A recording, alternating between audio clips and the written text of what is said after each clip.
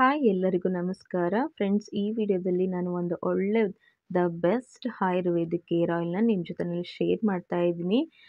ಇದನ್ನು ಒಂದು 3 months use ಮಾಡಿ ನೋಡಿ, ಎಷ್ಟು ಒಳ್ಳೆ ರಿಸಲ್ಟ್ ನಿಮಗೇನೆ ಗೊತ್ತಾಗುತ್ತೆ ಯಾವ ರೀತಿ ಅಂತ. ಇದರಲ್ಲಿ ಉಪಯೋಗಿಸಿರುವಂಥ ಪ್ರತಿಯೊಂದು ಪದಾರ್ಥಗಳು ಕೂಡ ಹೆಚ್ಚಿನ ಒಂದು ಔಷಧೀಯ ಗುಣಗಳನ್ನು ಹೊಂದಿರುವಂಥ ಪದಾರ್ಥಗಳು. ಹಾಗಾಗಿ ಕಂಪ್ಲೀಟಾಗಿ ಹೋಮ್ ಮೇಡ್ ಆಗಿ ಮಾಡಿರೋದ್ರಿಂದ ಯಾವುದೇ ಭಯ ಇಲ್ಲ. ಮಕ್ಕಳಿಂದ ಹಿಡಿದು ದೊಡ್ಡೋರ್ವರೆಗೂ ಎಲ್ಲರೂ ಕೂಡ ಉಪಯೋಗಿಸ್ಬೋದು. ಈ ರೀತಿ ಒಂದು ಏರ್ ಆಯಿಲ್ನ ಮನೆಯಲ್ಲಿ ಮಾಡಿಟ್ಕೊಂಡ್ರೆ ಎಲ್ಲರಿಗೂ ಕೂಡ ಉಪಯುಕ್ತ ಆಗುತ್ತೆ. ಹಾಗಾಗಿ ನಾನು ಕೂಡ ಯೂಸ್ ಮಾಡಿ 6 ಮಂತ್ಸ್ ನೋಡಿ ಆಮೇಲೆ ಹೇಳೋಣ ಅಂತ ಇದ್ದೆ. ಬಟ್ 3 ಮಂತ್ಸಲ್ಲೇ ಒಳ್ಳೆ ರಿಸಲ್ಟ್ ಸಿಕ್ಕಿದೆ. ತುಂಬ ಚೆನ್ನಾಗಿ ಹೇರ್ ಗ್ರೋತ್ ಆಗ್ತಾ ಇದೆ. ಹಾಗಾಗಿ ನಿಮಗೂ ಕೂಡ ಶೇರ್ ಮಾಡ್ತಾ ಇದ್ದೀನಿ. ಬನ್ನಿ, ಯಾರಾದರೂ ಹೊಸಬ್ರಾಗಿ ನೋಡ್ತಾ ಇದ್ದರೆ, ನಿಮಗೇನಾದರೂ ಈ ವಿಡಿಯೋ ಇಷ್ಟ ಆಗಿ ಒಳ್ಳೆ ಇನ್ಫಾರ್ಮೇಟಿವ್ ಅಂತ ಅನಿಸಿದರೆ ಪ್ಲೀಸ್ ಒಂದು ಲೈಕ್ ಕೊಟ್ಟು ಹಾಗೆ ಸಬ್ಸ್ಕ್ರೈಬ್ ಮಾಡಿಕೊಂಡು ಸಪೋರ್ಟ್ ಮಾಡಿ ಅಂತ ಕೇಳ್ತೀನಿ. ಬನ್ನಿ, ಇವಾಗ ಇದಕ್ಕೆ ಏನೆಲ್ಲ ಇಂಗ್ರೀಡಿಯೆಂಟ್ಸ್ ಬೇಕಂತ ತೋರಿಸ್ತಾ ಹೋಗ್ತೀನಿ. ಹಾಗೆಯೇ ಫುಲ್ ಎಕ್ಸ್ಪ್ಲನೇಷನ್ ಸ್ವಲ್ಪ ಕೊಡ್ತೀನಿ. ಎಲ್ಲೂ ಕೂಡ ಸ್ಕಿಪ್ ಮಾಡದೆ ಕಂಪ್ಲೀಟಾಗಿ ವಿಡಿಯೋವನ್ನು ಎಂಡ್ವರೆಗೂ ನೋಡಿ. ಮೊದಲಿಗೆ ಒಂದು 4ರಿಂದ 5 ಎಸಳಷ್ಟು ಬೇವಿನ ಸೊಪ್ಪು. ಬೇವಿನ ಸೊಪ್ಪು ಅಷ್ಟೇ ಕಹಿ ಅಂಶ ಇರೋದ್ರಿಂದ ಕೂದಲಲ್ಲಿ ಏನು ಸ್ಕಾಲ್ಪಲ್ಲಿ ಇನ್ಫೆಕ್ಷನ್ಸ್ ಎಲ್ಲ ಇರುತ್ತೆ ಅದನ್ನೆಲ್ಲ ಕೂಡ ತೆಗೆಯುತ್ತೆ, ಹೇರ್ ಗ್ರೋತನ್ನು ಚೆನ್ನಾಗಿ ಮಾಡುತ್ತೆ. ಹಾಗೆಯೇ ಇಲ್ಲಿ ಒಂದು 10 ಪೇರಳೆ ಎಲೆ ಅಂದರೆ ಈ ಸೀಬೆಕಾಯಿ ಎಲೆಯನ್ನು ಕೂಡ ತಗೋತಾ ಇದ್ದೀನಿ. ಇದು ಕೂಡ ಅಷ್ಟೇ ಕೂದಲನ್ನು ತಿಕ್ಕಾಗಿ ಮಾಡಿ ಹಾಗೆಯೇ ಒಳ್ಳೆ ಶಕ್ತಿ ಕೊಡುತ್ತೆ. ಒಂದು ವೀಳ್ಯದೆಲೆ, ಇದು ಕೂಡ ಅಷ್ಟೇನೆ ಕೂದಲು ಏರ್ ಫಾಲ್ನ ಕಡಿಮೆ ಮಾಡಿ ಹೊಸ ಕೂದಲು ಹುಟ್ಟಲಿಕ್ಕೆ ತುಂಬ ಸಹಾಯ ಆಗುತ್ತೆ. ಆನಂತರ ಇಲ್ಲಿ ನೆಲ್ಲಿಕಾಯಿ ಅಂದರೆ ಬೆಟ್ಟದ ನೆಲ್ಲಿಕಾಯಿಯನ್ನು ಯೂಸ್ ಮಾಡ್ಕೊಳ್ತಾ ಇದ್ದೀನಿ. ಅದರ ಒಂದು ಬೆನಿಫಿಟ್ಸ್ ಎಲ್ಲ ಕೂಡ ನಾನು ಸ್ಕ್ರೀನ್ ಮೇಲೆ ಹಾಕ್ತಾ ಹೋಗ್ತೀನಿ. ನಿಮಗೇನಾದರೂ ಡೌಟ್ಸ್ ಇದ್ದರೆ ಅಲ್ಲಿ ಕೂಡ ನೀವು ನೋಡ್ಕೋಬೋದು. ಈ ಆಮ್ಲದಲ್ಲೂ ಕೂಡ ಅಷ್ಟೇ ರಿಚ್ ಕಂಟೆಂಟ್ ಇರೋದ್ರಿಂದ ಕೂದಲಿಗೆ ಬಹಳಷ್ಟು ಪ್ರಯೋಜನವಾಗಿದೆ. ಆನಂತರ ಒಂದು 5 ದಾಸವಾಳದ ಎಲೆಗಳು, ಹಾಗೆಯೇ ಅದರ ಮೊಗ್ಗುಗಳು, ಹಾಗೆ ಅದರ ಒಂದು 3 ಹೂಗಳನ್ನು ಕೂಡ ತಗೊಂಡಿದ್ದೀನಿ. ಮೊಗ್ಗಾದರೂ ಆಯಿತು, ಹೂವಾದರೂ ಆಯಿತು ತಗೋಬೋದು, ದಾಸವಾಳದ ಹೂಗಳು. ಆನಂತರ ಗುಲಾಬಿ ದಳಗಳನ್ನು ಕೂಡ ತಗೊಂಡಿದ್ದೀನಿ. ಗುಲಾಬಿ ದಳಗಳನ್ನ ಹಾಕೋದ್ರಿಂದ ಒಳ್ಳೆ ಘಮ, ಒಳ್ಳೆ ಪರಿಮಳ ಬರುತ್ತೆ ಎಣ್ಣೆ. ಆನಂತರ ಒಂದು 5ರಿಂದ 6 ಚಿಕ್ಕದು ಈರುಳ್ಳಿಗಳನ್ನು ತಗೋತಾ ಇದ್ದೀನಿ. ಅದಿಲ್ಲ ಅಂತ ಹೇಳಿದರೆ ಒಂದು ದಪ್ಪ ಗಾತ್ರದ್ದು ಒಂದು ಈರುಳ್ಳಿಯನ್ನು ಕೂಡ ತಗೋಬೋದು. ಅದು ಕೂಡ ಅಷ್ಟೇ ಹೇರ್ ಫಾಲ್ನ ಅವಾಯ್ಡ್ ಮಾಡುತ್ತೆ. ಆನಂತರ 1 ಹಿಡಿಯಷ್ಟು ತುಳಸಿ ಸೊಪ್ಪು ಅಷ್ಟೇ ಅದರದ್ದೆಲ್ಲ ಕೂಡ ಆಲ್ಮೋಸ್ಟ್ ಎಲ್ಲದಕ್ಕೂ ಶೀತ, ಕೆಮ್ಮು, ಸ್ಕಿನ್ನು, ಕೂದಲು ಎಲ್ಲದಕ್ಕೂ ಒಳ್ಳೆಯದು ತುಳಸಿ ಸೊಪ್ಪು. ಆನಂತರ ಕರಿಬೇವಿನ ಸೊಪ್ಪು, ಇದರ ಸಾಕಷ್ಟು ಪ್ರಯೋಜನವನ್ನು ನಾನು ಸುಮಾರು ವಿಡಿಯೋಗಳಲ್ಲಿ ಹೇಳಿದ್ದೀನಿ. ಆನಂತರ ಒಂದು 10 ನಾನಿಲ್ಲಿ ಬಾದಾಮನ್ನು ಬಳಸ್ಕೊತಾ ಇದ್ದೀನಿ. ಬಾದಾಮ್ ಹಾಕೋದ್ರಿಂದ ಅಷ್ಟೇ ಕೂದಲು ಚೆನ್ನಾಗಿ ಬೆಳೆಯೋದಕ್ಕೆ ಸಹಾಯ ಆಗಿ ಶೈನಿಯಾಗಿ ಬೆಳೆಯೋದಕ್ಕೆ ಸಹಾಯ ಆಗುತ್ತೆ. ಆನಂತರ 1.5 ಟೇಬಲ್ ಸ್ಪೂನಷ್ಟು ಮೆಂತ್ಯಕಾಳು ಅಷ್ಟೇ ಕೂದಲಿಗೆ ಸಾಕಷ್ಟು ಪ್ರಯೋಜನಕಾರಿಯಾಗಿದೆ. ಉದ್ದವಾಗಿ, ದಟ್ಟದಾಗಿ ಹಾಗೆ ಉದುರೋ ಕೂದಲೆಲ್ಲ ಕೂಡ ಅವಾಯ್ಡ್ ಮಾಡುತ್ತೆ. ಆನಂತರ 1 ಟೇಬಲ್ ಸ್ಪೂನಷ್ಟು ಸಾಸಿವೆಯನ್ನು ಕೂಡ ತಗೋತಾ ಇದ್ದೀನಿ. ಸಾಸಿವೆ ಕೂಡ ಅಷ್ಟೇ ಬಹಳಷ್ಟು ಪ್ರಯೋಜನ ಆಗಿದೆ ಕೂದಲಿಗೆ. ಆನಂತರ 1-2 ಈ ರೀತಿ ಪೀಸ್ದು ಫ್ರೆಶ್ ಆಗಿರೋಂತಹ ಅಲೋವೆರಾವನ್ನು ಚೆನ್ನಾಗಿ ವಾಶ್ ಮಾಡಿ, ಅದು ಕಟ್ ಮಾಡಿದಾಗ ಯೆಲ್ಲೋಯಿಶ್ ಬರುತ್ತೆ, ಅದನ್ನೆಲ್ಲ ಕೂಡ ತೆಗೆದ್ಬಿಟ್ಟು ಆನಂತರ ತೊಳೆದ್ಬಿಟ್ಟು ಅದರ ಜೆಲ್ಲನ್ನು ಹಾಕೋಬೇಕಾಗತ್ತೆ.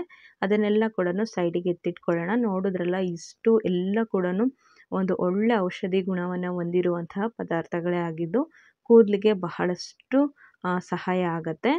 ಇದರಿಂದ ಯಾವುದೇ ಇನ್ಫೆಕ್ಷನ್ಸ್ ಆಗಿರ್ಬೋದು, ಏನೇ ತುರಿಕೆ ಆಗಿರ್ಬೋದು, ಎಲ್ಲದೂ ಕೂಡ ಅವಾಯ್ಡ್ ಆಗುತ್ತೆ. ಇವಾಗ ಅದನ್ನೆಲ್ಲ ಸೈಡಿಗೆ ಎತ್ತಿಟ್ಟು ಇವಾಗ ಒಂದು ಪಾತ್ರೆಯಲ್ಲಿ ನಾನಿಲ್ಲಿ ಒಂದು 400ರಿಂದ 500 ಗ್ರಾಮಷ್ಟು ಪ್ಯೂರ್ ಕೊಕೊನಟ್ ಆಯಿಲ್ನ ತೊಗೊಂಡಿದ್ದೀನಿ. ಈ ಎಣ್ಣೆಯನ್ನು ಕಾಯಿಸಲಿಕ್ಕೆ ಸ್ಟೀಲ್ ಪಾತ್ರೆಯನ್ನೇ ಬಳಸ್ಕೊಳ್ಳಿ ಆದಷ್ಟು. ಅದನ್ನು ಚೆನ್ನಾಗಿ ಒರೆಸ್ಬಿಟ್ಟು ಅದಕ್ಕೆ ಆಯಿಲನ್ನು ಸೇರಿಸಿ ಎತ್ತಿಟ್ಟಿದ್ದೀನಿ. ಇವಾಗ ಒಂದು ಮಿಕ್ಸಿ ಜಾರಿಗೆ ಸಾಸಿವೆ ಹಾಗೆ ಮೆಂತ್ಯಕಾಳು, ಬಾದಾಮನ್ನು ಹಾಕಿ ಇದನ್ನು ತರಿಯಾಗಿ ಪುಡಿ ಮಾಡ್ಕೊಳ್ಳಿ. ಫುಲ್ ಪುಡಿ ಮಾಡಬೇಡಿ. ಸೊ ಆವಾಗ ನಮಗೆ ಕೆಳಗಡೆ ಎಣ್ಣೆಯಲ್ಲಿ ಹಾಗೆಯೇ ಉಳ್ಕೊಂಡ್ಬಿಡುತ್ತೆ ಪುಡಿಯಾಗಿ. ಹಾಗಾಗಿ ತರಿಯಾಗಿರಲಿ, ಇದರ ಅಂಶ ಎಣ್ಣೆಯಲ್ಲಿ ಇಳ್ಕೋಬೇಕು ಅಷ್ಟೇನೆ. ಈ ಎಣ್ಣೆಯನ್ನು ನಾವು ಸುಮಾರು ದಿನದವರೆಗೂ ಸ್ಟೋರ್ ಮಾಡಿ ಇಡೋದ್ರಿಂದ ಆದಷ್ಟು ಸ್ಟೀಲ್ ಪಾತ್ರೆಯನ್ನು ಬಳಸಿ ಅಂತ ನಾನು ಸಜೆಸ್ಟ್ ಮಾಡ್ತೀನಿ. ಅಲ್ಯೂಮಿನಿಯಂ ಅಥವಾ ನಾನ್ ಸ್ಟಿಕ್ ಪ್ಯಾನ್ಗಳು ಆ ಥರದ್ದೆಲ್ಲ ಕೂಡ ಬಳಸಬೇಡಿ. ಅದನ್ನು ಎಣ್ಣೆಯಲ್ಲಿ ಸೇರಿಸಿ ಇವಾಗ ನೆಕ್ಸ್ಟು ನಾನು ಇಲ್ಲಿ ನೆಲ್ಲಿಕಾಯಿ ಹಾಗೆ ಈರುಳ್ಳಿ ಮತ್ತು ದಾಸವಾಳದ ಮೊಗ್ಗು ಹಾಗೆಯೇ ಅದರ ಎಲೆ ಕೂಡ ಹಾಕ್ಬಿಟ್ಟು ಮಿಕ್ಸಿಯಲ್ಲಿ ಆನ್ ಮಾಡಿ ಸ್ವಲ್ಪ ಕೂಡ ನೀರು ಹಾಕಬಾರ್ದು ಫ್ರೆಂಡ್ಸ್. ನೀಟಾಗಿ ಕೇಳಿಸ್ಕೊಳ್ಳಿ, ಸ್ವಲ್ಪ ಕೂಡ ನೀರು ಹಾಕಬಾರ್ದು. ಹಾಗೆಯೇ ಆಫ್ ಮಾಡಿ ಆನ್ ಮಾಡಿ ಈ ರೀತಿ ತರಿತರಿಯಾಗಿ ಇದನ್ನು ರುಬ್ಕೋಬೇಕು. ಸೊ ಇದನ್ನು ಕೂಡ ಇದರ ಜೊತೆಯಲ್ಲಿ ಸೇರಿಸ್ಕೊಳ್ಳೋಣ. ಇದರಲ್ಲಿ ಹಾಗೆಯೇ ಇನ್ನೊಂದು ಇನ್ಫಾರ್ಮೇಷನ್ ಏನಂತ ಹೇಳಿದರೆ, ಯಾವುದೇ ಫ್ರ್ಯಾಗ್ರೆನ್ಸ್ ಇರೋವಂತಹ ಆಯಿಲನ್ನು ದಯವಿಟ್ಟು ಯಾರು ಯೂಸ್ ಮಾಡಬೇಡಿ. ಆಮೇಲೆ ಕಮೆಂಟ್ ಸೆಕ್ಷನಲ್ಲಿ ಬಂದು ಆ ಎಣ್ಣೆ ಯೂಸ್ ಮಾಡ್ಬೋದಾ, ಈ ಎಣ್ಣೆ ಯೂಸ್ ಮಾಡ್ಬೋದಾ ಅಂತ ಕೇಳ್ತಾ ಇರ್ತೀರ. ಸೊ ಹಾಗಾಗಿ ಫ್ರ್ಯಾಗ್ರೆನ್ಸ್ ಇರೋವಂಥದ್ದು ಬೇಡ. ಏನಕ್ಕಂತ ಹೇಳಿದ್ರೆ ನಾವೇ ಇದನ್ನು ನ್ಯಾಚುರಲ್ಲಾಗಿ ಮನೆಯಲ್ಲಿ ರೆಡಿ ಮಾಡ್ತಾ ಇರೋದ್ರಿಂದ ಫ್ರ್ಯಾಗ್ರೆನ್ಸ್ ಇರೋದು ಬೇಡ. ಪ್ಯೂರ್ ಕೊಕೊನೆಟ್ ಆಯಿಲ್ ಬರುತ್ತಲ್ವ, ಸೊ ಅದನ್ನು ಯಾವುದೇ ಫ್ರ್ಯಾಗ್ರೆನ್ಸ್ ಇರೋದಿಲ್ಲ ಅಂಥ ಆಯಿಲ್ನ ಬಳಸ್ಕೊಳ್ಳಿ. ಓಕೆನಾ. ಇವಾಗ ನೆಕ್ಸ್ಟ್ ನಾನಿಲ್ಲಿ ದಾಸವಾಳದ ಪೆಟಲ್ಸ್ ಏನಿತ್ತು ಅದನ್ನು ಕೂಡ ಸೇರಿಸಿ, ಕರಿಬೇವಿನ ಸೊಪ್ಪು ಅದನ್ನು ಕೂಡ ಆ್ಯಡ್ ಮಾಡಿ ಗ್ರೈಂಡ್ ಮಾಡ್ಕೊಂಡು ಇವಾಗ ಅದನ್ನು ಕೂಡ ಸೇರಿಸ್ಕೊಂಡಿದ್ದೀನಿ. ಏನಂತ ಹೇಳಿದ್ರೆ ನಿಮ್ಮ ಕೈಯಲ್ಲಿ ಒಂದೊಂದು ಇಡಿಯಷ್ಟು ತಗೊಳ್ಳಿ. ಓಕೆನಾ. ಮೆಷರ್ಮೆಂಟು ನಿಮ್ಮ ಕೈಯಲ್ಲಿ ಒಂದೊಂದು ಇಡಿ ಬರಬೇಕು. ಆ ಮೆಷರ್ಮೆಂಟಲ್ಲಿ ನೀವು ಎಣ್ಣೆಗೆ ತಗೊಳ್ಬೋದು. ಕ್ವಾಂಟಿಟಿ ಎಷ್ಟು ಬೇಕಂತ ಹೇಳ್ತಾ ಇದ್ದೀನಿ, ಯಾಕಂದರೆ ಕೆಲವರಿಗೆ ಗೊತ್ತಾಗೋದಿಲ್ಲ ಅಲ್ವಾ. ಹಾಗಾಗಿ ನಿಮ್ಮ ಕೈಯಲ್ಲಿ ಒಂದೊಂದು ಇಡಿಯಷ್ಟು ಹಾಕ್ಕೊಳ್ಳಿ ಅಷ್ಟೇನೆ. ಇವಾಗ ಈ ಎಲೆಗಳನ್ನೆಲ್ಲ ಕೂಡ ನಾನಿಲ್ಲಿ ಮಿಕ್ಸಿ ಜಾರ್ಗೆ ಹಾಕೋತಾ ಇದ್ದೀನಿ. ಫುಲ್ಲು ನುಣ್ಣಗೆ ಪುಡಿ ಮಾಡಬೇಡಿ ದಯವಿಟ್ಟು, ಈ ರೀತಿ ತರಿತರಿಯಾಗಿ ರುಬ್ಕೊಳ್ಳಿ. ಇದನ್ನು ಬಾಣಂತಿಯರಾಗಿರ್ಬೋದು, ಚಿಕ್ಕ ಮಕ್ಕಳಾಗಿರ್ಬೋದು, ವಯಸ್ಸಾಗಿರೋರಾಗಿರ್ಬೋದು, ಎಲ್ರಿಗೂ ಕೂಡ ತುಂಬಾ ಒಳ್ಳೆಯದಂತ ಹೇಳ್ತೀನಿ ಫ್ರೆಂಡ್ಸ್. ಯಾಕಂದರೆ ಇದನ್ನು ಏನು ಪದಾರ್ಥಗಳು ಹಾಕಿದ್ದೀವಂತ ನಿಮಗೆ ಗೊತ್ತಾಗ್ತಿದೆ ಅಲ್ವಾ. ಹಾಗಾಗಿ ಇದನ್ನು ಒಂದು 6 ತಿಂಗಳವರೆಗೂ ನಾವು ಸ್ಟೋರ್ ಮಾಡಿ ಇಟ್ಕೊಂಡ್ರೆ ಏನು ಕೂಡ ಹಾಳಾಗೋದಿಲ್ಲ. ಆನಂತರ ಹೇಗೆ ಸ್ಟೋರ್ ಮಾಡೋದು, ಯಾವ ರೀತಿ ಆಯಿಲ್ ಮಸಾಜ್ ಮಾಡೋದಂತ ಕೂಡ ನಾನು ಹೇಳ್ಕೊಡ್ತೀನಿ. ಸ್ವಲ್ಪ ಎಕ್ಸ್ಪ್ಲೈನ್ ಮಾಡ್ತೀನಿ. ಸೊ ದಯವಿಟ್ಟು ಇಗ್ನೋರ್ ಮಾಡಬೇಡಿ, ನೋಡಿ.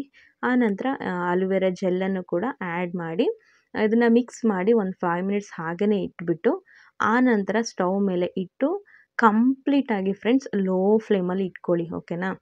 ಕಂಪ್ಲೀಟಾಗಿ ಲೋ ಫ್ಲೇಮಲ್ಲಿ ಇಟ್ಬಿಟ್ಟು ನಿಧಾನವಾಗಿ ಇದನ್ನು ಕುಕ್ ಮಾಡ್ಕೋಬೇಕಾಗತ್ತೆ. ಒಂದೇ ಸಮನೆ ನೀವು ಹೈ ಫ್ಲೇಮಲ್ಲಿ ಇಟ್ರಿ ಅಂತ ಹೇಳಿದ್ರೆ ಇದು ಹದ ಅನ್ನೋದು ಬರೋದಿಲ್ಲ. ನಾವು ಯಾವುದೇ ರೆಸಿಪಿ ಆಗಿರ್ಬೋದು, ಏನೇ ಒಂದು ಮಾಡ್ತೀವಂದ್ರೂ ಒಂದು ಹದವಾಗಿ ಒಂದು ರೀತಿಯಲ್ಲಿ ಮಾಡಿದಾಗ ಅದು ಪರ್ಫೆಕ್ಟಾಗಿ ಬರುತ್ತೆ. ನಾವು ಒಂದೇ ಸಮನೆ ಹೈ ಫ್ಲೇಮಲ್ಲಿ ಇಟ್ಟರೆ ಅಂತ ಹೇಳಿದರೆ ಎಣ್ಣೆ ಹಾಳಾಗುತ್ತೆ, ಅದರಲ್ಲಿರೋ ಔಷಧೀಯ ಗುಣಗಳು ಎಲ್ಲ ಕೂಡ ಹೊರಟೋಗುತ್ತೆ. ಹಾಗಾಗಿ ಲೋ ಫ್ಲೇಮಲ್ಲಿ ಇಟ್ಕೊಂಡು ಒಂದು ಹದವಾಗಿ ಎಣ್ಣೆಯನ್ನು ಕಾಯಿಸ್ಕೋಬೇಕು. ಇವಾಗ ಅದನ್ನು ಒಂದು 10 ನಿಮಿಷ ಆದಮೇಲೆ ಈ ರೀತಿ ಬ್ರೌನ್ ಆಗಿ ಕಲರ್ ಬರುತ್ತೆ. ಸೊ ಓಕೆನಾ. ಅದು ಬ್ರೌನಿಷ್ ಕಲರ್ ಬರುತ್ತೆ, ಆವಾಗ ಫ್ಲೇಮ್ನ ಆಫ್ ಮಾಡ್ಕೊಳ್ಳಿ. ಟೋಟಲ್ಲಾಗಿ ಸ್ವಲ್ಪ ಎಣ್ಣೆ ಕ್ವಾಂಟಿಟಿ ಜಾಸ್ತಿ ಇದ್ದರೆ ಅಂತ ಹೇಳಿದರೆ ಒಂದು 15 ನಿಮಿಷ ಟೈಮ್ ತೊಗೊಳುತ್ತೆ ಅಷ್ಟೇನೆ. ಅದು ಈ ರೀತಿ ಕಲರ್ ಚೇಂಜ್ ಆದಮೇಲೆ ಒಂದು 3/4% ತಣ್ಣಗಾಗಬೇಕು. ತಣ್ಣಗಾದ ನಂತರ ಒಂದು ಬೌಲ್ ಮೇಲೆ ಈ ರೀತಿ ಕಾಟನ್ ಬಟ್ಟೆಯನ್ನು ಹಾಕಿ ಇವಾಗ ಇದನ್ನೆಲ್ಲ ಕೂಡ ಚೆನ್ನಾಗಿ ಇದನ್ನು ಹಿಂಡಬೇಕು. ಅಂದರೆ ಎಣ್ಣೆಯನ್ನು ಶೋಧಿಸ್ಕೋಬೇಕು. ಆವಾಗ ಪ್ಯೂರ್ ಎಣ್ಣೆ ನಮಗೆ ರೆಡಿ ಆಗುತ್ತೆ. ನೋಡಿ ಎಷ್ಟು ಚೆನ್ನಾಗಿ ಕಲರ್ ಆಗಿರ್ಬೋದು, ಇದರ ಫ್ರ್ಯಾಗ್ರೆನ್ಸ್ ಆಗಿರ್ಬೋದು. ಇಲ್ಲಿ ಗುಲಾಬಿ ದಳಗಳನ್ನ ಬಳಸೋದ್ರ ಬದಲು ನೀವು ಮಲ್ಲಿಗೆಯ ಒಂದು ದಳಗಳನ್ನ ಕೂಡ ಬಳಸ್ಬೋದು. ಏನಕ್ಕೆ ಅಂತ ಹೇಳಿದ್ರೆ ಫ್ರ್ಯಾಗ್ರೆನ್ಸ್ ಚೆನ್ನಾಗಿ ಬರುತ್ತೆ ಮತ್ತು ಕೂದಲು ಸಾಫ್ಟ್ ಆಗುತ್ತೆ. ಹಾಗಾಗಿ ಯಾವುದೇ ಫ್ರ್ಯಾಗ್ರೆನ್ಸ್ ಇರೋ ಆಯಿಲ್ ಬೇಡ, ಇದರಲ್ಲೇ ಎಲ್ಲ ಕಂಪ್ಲೀಟಾಗಿ ಸಿಕ್ಬಿಡತ್ತೆ. ನೋಡಿ ಇದನ್ನು ಚೆನ್ನಾಗಿ ಹಿಂಡಬೇಕು. ಹಾಕಿದ ತಕ್ಷಣ ಹಾಗೇ ಅದು ಎಣ್ಣೆ ಆಚೆ ಬರೋದಿಲ್ಲ. ಚೆನ್ನಾಗಿ ಹಿಂಡಿದಾಗ ಈ ಥರ ನಮಗೆ ಎಣ್ಣೆ ಎಲ್ಲ ಕೂಡ ಬರುತ್ತೆ. ನೋಡಿ ಈ ರೀತಿ ಗಟ್ಟಿಯಾಗಿ ಹಿಂಡ್ಕೊಳ್ಳಿ. ಈ ಎಣ್ಣೆಯನ್ನು ನಿಮಗೆ ತೋರಿಸೋದಕ್ಕೆ ನಾನು ಸುಮಾರು ದಿನ ಟೈಮ್ ತೊಗೊಂಡಿದ್ದೀನಿ. ಅಂದರೆ 3 ಮಂತ್ಸ್ ಕಂಪ್ಲೀಟಾಗಿ 4 ಮಂತ್ಸ್ ಇವಾಗ ನಾನು ಯೂಸ್ ಮಾಡ್ತಾ ಇರೋದು. ತುಂಬ ಚೆನ್ನಾಗಿ ಬರ್ತಾ ಇದೆ ಹೇರು. ನೀವು ನೋಡಿ, ನೀವು ಕೂಡ ಯೂಸ್ ಮಾಡಿ, ತುಂಬ ಹೆಲ್ಪ್ ಆಗುತ್ತೆ ಈ ಎಣ್ಣೆ. ನೋಡಿ ಎಷ್ಟು ಚೆನ್ನಾಗಿ ಒಳ್ಳೆ ನಮಗೆ ಪ್ಯೂರ್ ಆಯಿಲ್ ಬಂದಿದೆ. ಈ ಮಾರ್ಕೆಟಲ್ಲೆಲ್ಲ ಸಿಗೋವಂಥದ್ದೆಲ್ಲ ಕೂಡ ಯೂಸ್ ಮಾಡಬೇಡಿ. ಇದನ್ನು ಮಾಡಿ ಇಟ್ಕೊಂಡ್ರೆ ಮನೆಯವರೆಲ್ಲರೂ ಕೂಡ ಉಪಯೋಗಿಸ್ಬೋದು. ನಮ್ಮ ಇತ್ತೀಚಿನ ಈ ಜೀವನ ಶೈಲಿ ತುಂಬಾ ಬದಲಾಗ್ಬಿಟ್ಟಿದೆ. ಹಾಗಾಗಿ ನಾವು ಕೂಡ ಈ ರೀತಿ ಕೆಲವೊಂದು ಹೋಮ್ ಮೇಡ್ ಆಗಿ ನಾವು ಮಾಡಿಕೊಂಡ್ರೆ ನಮ್ಮ ಕೂದಲನ್ನು ಕೂಡ ನಾವು ಕಾಪಾಡ್ಕೋಬೋದು ಅಂತ ಹೇಳ್ತೀನಿ. ಇವಾಗ ಇದನ್ನು ಹೇಗೆ ಸ್ಟೋರ್ ಮಾಡಿ ಇಡ್ಬೋದು ಅಂತ ಹೇಳಿದರೆ, ಆದಷ್ಟು ತುಂಬ ದಿನದವರೆಗೂ ಇಡಬೇಕಂತ ಹೇಳಿದರೆ ಗ್ಲಾಸ್ ಕಂಟೈನರ್ನೇ ನಾನು ಸಜೆಸ್ಟ್ ಮಾಡ್ತೀನಿ. ಯಾಕಂದರೆ ಅದೇ ಫ್ರೆಶ್ನೆಸ್, ಅದೇ ಪ್ಯೂರಿಟಿ ಹಾಗೇ ಇರುತ್ತೆ ಗ್ಲಾಸ್ ಕಂಟೈನರ್ ಇದ್ದರೆ. ಹಾಗಾಗಿ ಚೆನ್ನಾಗಿ ಒರೆಸಿ ಅದರಲ್ಲಿ ಹಾಕಿ ನೀವು 6 ತಿಂಗಳವರೆಗೂ, ಅದಕ್ಕಿಂತ ಒಂದು 2 ತಿಂಗಳು ಎಕ್ಸ್ಟ್ರಾ ಕೂಡ ನೀವು ಯೂಸ್ ಮಾಡ್ಕೋಬೋದು. ಏನು ಸಮಸ್ಯೆ ಬರೋದಿಲ್ಲ.